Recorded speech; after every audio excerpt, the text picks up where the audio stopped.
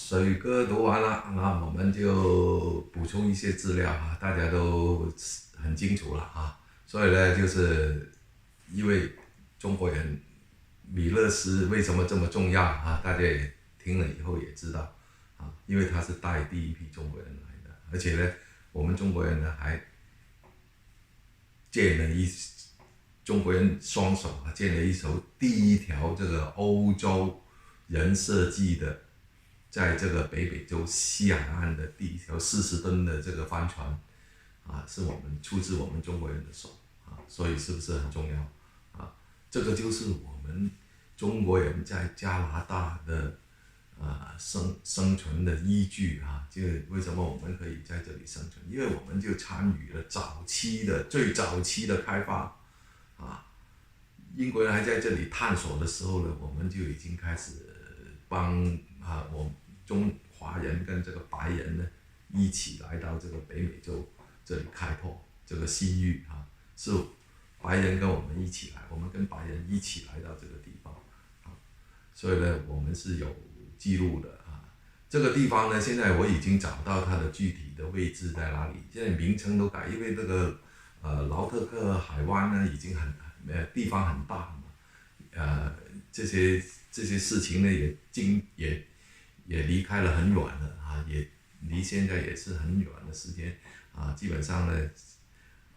那些当时的那些造船厂啊，还有那些房子啊，盖在什么地方呢？啊，都已经找不到了啊。但是后来我经过很多的这个研究啊，发现呢，我现在找到一个地方，连地名都改了啊。希望有机会呢，将来的中国人呢，能够在这里的。能够在那个地方呢做一个纪念碑啊，就让我们的子孙后代都能够记住啊，我们第一批中国人就是在那个地方建了船、盖了房做了很多建设北美洲的事情啊。而且呢，有没有听出那个米勒斯讲了一句话，将来北美洲要开发要做皮草贸易战，这个中国人是不可能或缺的。肯定是要有中国人参与不然的话是搞不定的所以呢，中国人呢在这边是来加拿大西海岸这边是有很强的这种在这里生活的依据这个就是我们的地方并不是我们普通的移民来到这里以为这个就是白人的地方，我们中国人来这里是蹭饭吃或者是拿外国人拿那个在外国人的地方生活并不是这样其实呢，是我们最早一批就有中国人了这个是第一个。第二个讲到的这个是温哥华船长温哥华船长也是非常重要的一个历史人物这个乔治温哥华船长因为呢，这里呢，现在我们在加拿大生活，我们都知道什么 Bra Inlet 温哥华岛这些地名很多，还有那个Second Nail Second Nail 桥，我们巴拿比下去有一条桥叫 Second Nail 桥这个第二仔那些地名都是这个温哥华船长起的这些地名都是温哥华船长起，这些都是他用他的同事用他的朋友用他的上司这样命名了一大堆这个碑，因为他的工作呢，就是做这个北美洲这个西海岸的测绘测量完了以后呢画地图，他的工作就是做这个工作宣示英国的主权在这个北美洲这里，所以呢他的工作就是专门是画地图命名这些地方原来都没有名的他就给他每一个画好了地图就给那地方命名但是这里呢有一点呢也是将来呢是很有趣的这个温哥华船长呢当时呢没有发现这个飞沙河没有发现这个是很奇怪现在的历史学家还没有找到真正的原因，为什么飞沙河他发现不了，反而呢那个南面的这个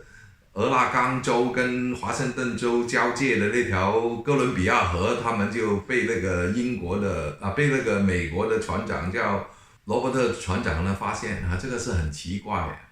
那就飞沙河反正发现不了但就不知道什么原因它能够进入那个百万英里能够进入百万英里，但是它为什么看不见这个飞沙河呢？这个是非常奇怪，或者是当时有原住民挡着不让他进去或者是还是什么原因，那他就没有找到飞沙河这个出海口。本来这些出海口这么重要的话，一般都会特别重视的从这些入海口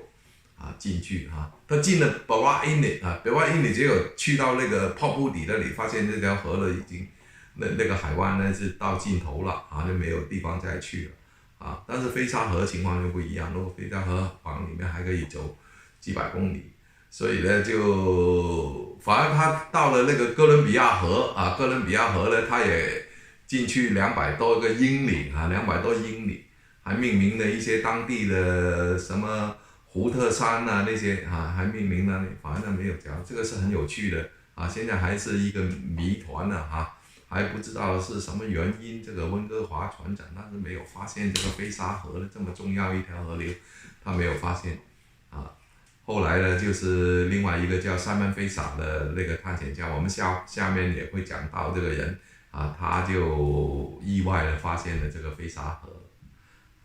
所以呢这一章呢主要是讲了这个比勒斯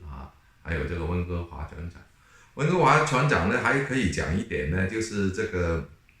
James Cook 他的温哥华的本身他的师傅呢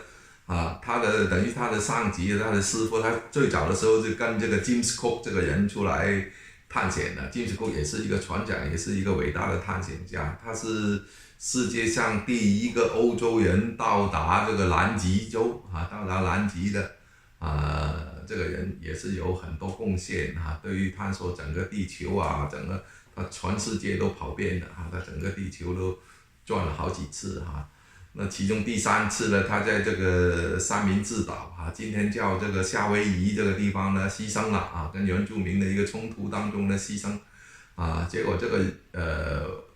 温哥华船长当时也在那个船上也参与了那一次的探险活动，他跟这个 James Cook 一起来的，他也参与了结果呢就是这个 James Cook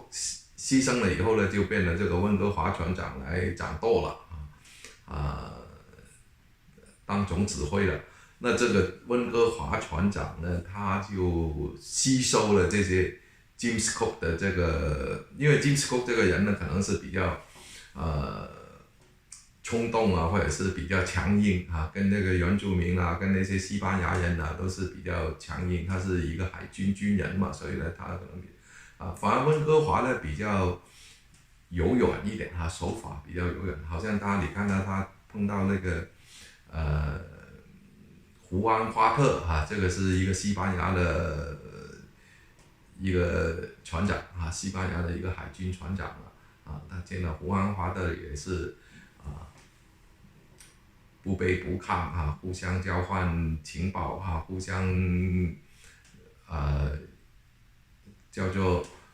和平通过互相把大炮收起来把旗降下来这样互相交往所以呢，这个是他温哥华船长的一个特色，所以呢，他很注重这种叫做人和，我们中国人叫人和，他这种注重这个人和，所以他就成功的完成了这个探险他遇到那个胡安华特，又遇到美国的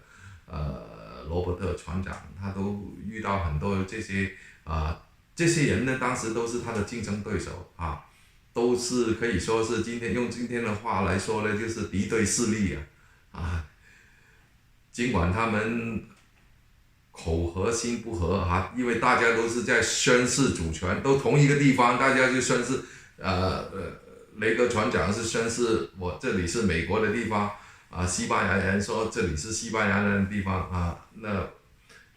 温哥华船长宣示这里是英国人的地方，他们等于他各自代表自己的国家在这个地方宣示主权。但是温哥华船长呢，非常巧妙的处理了这些关系就是大家都可以各自表述但是呢，我们呢互相还是尊重，互相还是彼此之间呢还是尊重啊，该交换情报就交换情报啊。雷格啊，美国雷格船长去了那个哥伦比亚河探险，他有一些资料就把那个画了一些地图啊，就卖给这个温哥华船长，温哥华船长拿了这些地图也跑进去那个哥伦比亚河里面看看啊，也去那边走走啊。那有了前面的这些资料的话，进去了以后就安全很多了啊，是不是？是安全啊，各方面就没问题了。所以呢，这个温哥华就是用这种方法啊，花点钱不重要啊，最重要安全第一啊，花点钱给你啊，你买点资料给我，我安全进去看看，那我也可以达到一个宣示主权的作用。所以呢，每个人都是，虽然是对于这些敌对势力，他能够都用一种柔和的方法呢，能够把它啊搞到互相没有冲突啊，这个是很重要啊，这样呢才能够胜利的完成了任务啊，回到英国啊。所以有时候那个军人呢，就是也要讲智慧啊，你不能够说什么都是不行就打了，打有时候反而不会解决问题啊，可能有时候还会任务还完不成，因为你整天打来打去的话，可能就打死了啊，或者是全被人家击沉了啊，所有的东西带不回去